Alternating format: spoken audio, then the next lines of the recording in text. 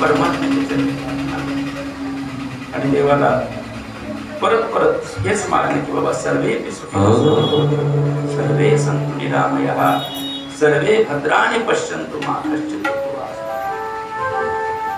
अजून एक दुसरी एक अशी सगळ्यांना विनंती आहे की ही गोष्ट मी अगोदर कानावर घातली पाहिजे. ते म्हणजे आपण गेल्या वर्षीपासून जवळपास 1 वर्ष संपन्न होतो आता दुसऱ्या श्रीराम जय राम जय जय राम या मंत्राचा 13 कोटी राम नाम जपाचा संकल्प केला आणि तो संकल्प जवळपास 12.5 कोटीच्या पुढे होऊन गेला, संपन्न होत आहे. आता थांबा, आता भीती नाही आपल्याला आणि त्याचे फळही बऱ्याच लोकांना छान छान मिळायला लागले. पण त्याची सांगता करण्यासाठी म्हणून आपल्याला एक थांबा शांत बसा, बोलताना हे करू नका, महत्वाचं बोलताना बोलू. ते घालणारे हार घालते, तुम्ही इकडे लक्ष द्या.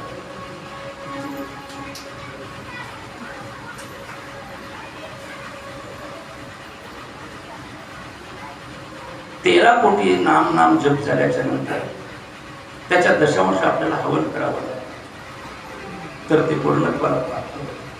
आणि ते आपल्याला करायचं, सगळ्यांनी ठरवायचं. मी एकटा ठरवून उपयोग नाही, गावकऱ्यांनी जर मनामध्ये घेतलं तर ते होणार आहे.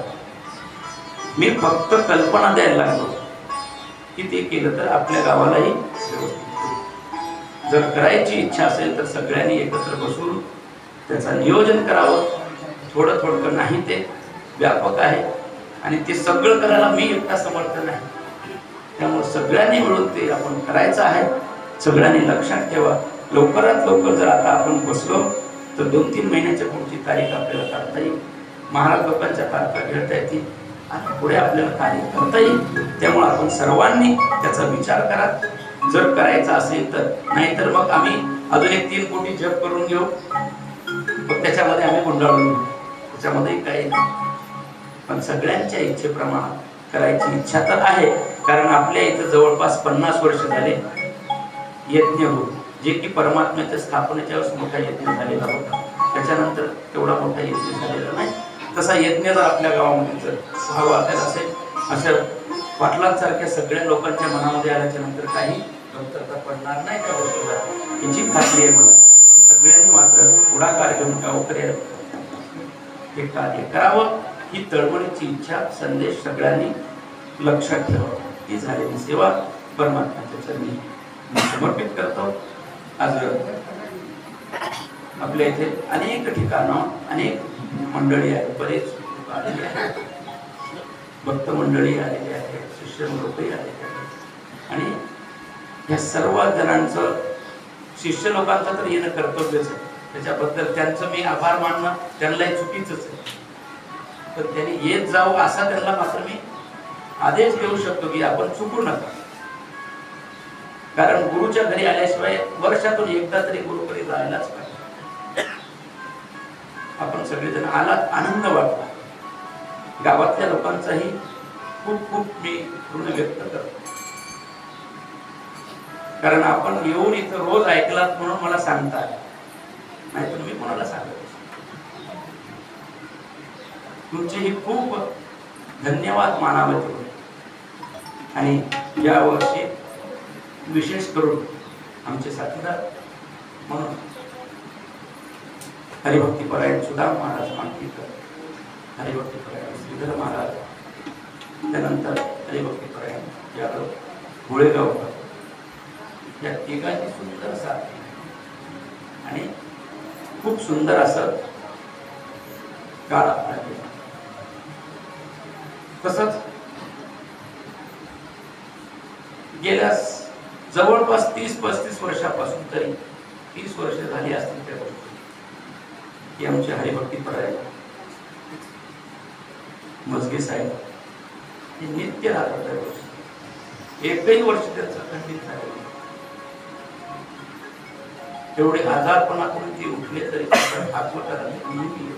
कुठल्याच कार्यक्रमाला जात नाही, परंतु इथल्या कार्यक्रमाला खरं म्हणजे माझ्या पहिल्या भागवतापासून ते मला भागवत जमत नव्हतं तेव्हा शिकवणारे ते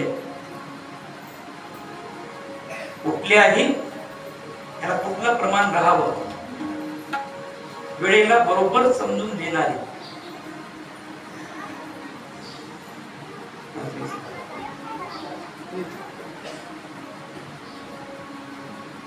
गावातलेही सर्व माझ्या साथीदार माझ्या प्रत्येक कार्यामध्ये समोरून कार्य करणारे माझे सर्व भजनी मंडळ प्रत्येकाचं नाव घेण्यामध्ये काही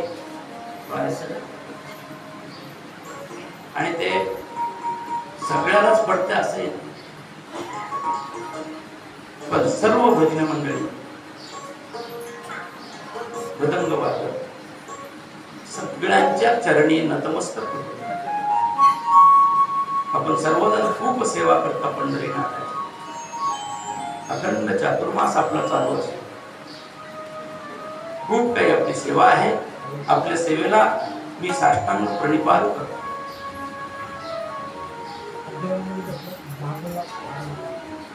सेवा ही सोपी नसते. अखंडित करणं तेही सोपं असते. पण ती देवालाच म्हणावं की अखंडित घडू दे देवा. आणि तो जर आपल्याकडून करून घ्यायचा असेल तर कसंही करून घेत असेल. जशी ही आपली सेवा झालेली आहे. वेळ आपला खूप झाला.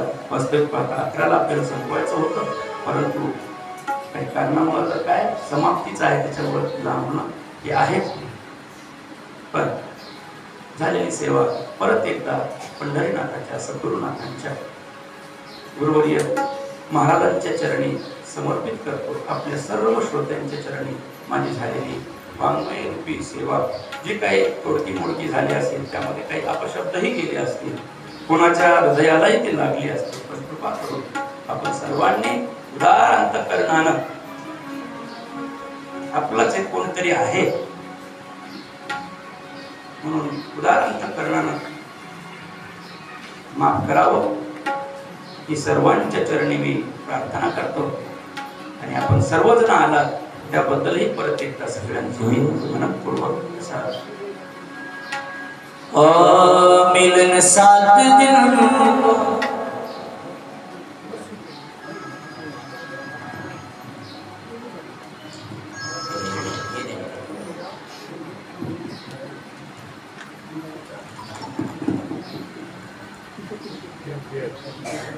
आज योगेश महाराज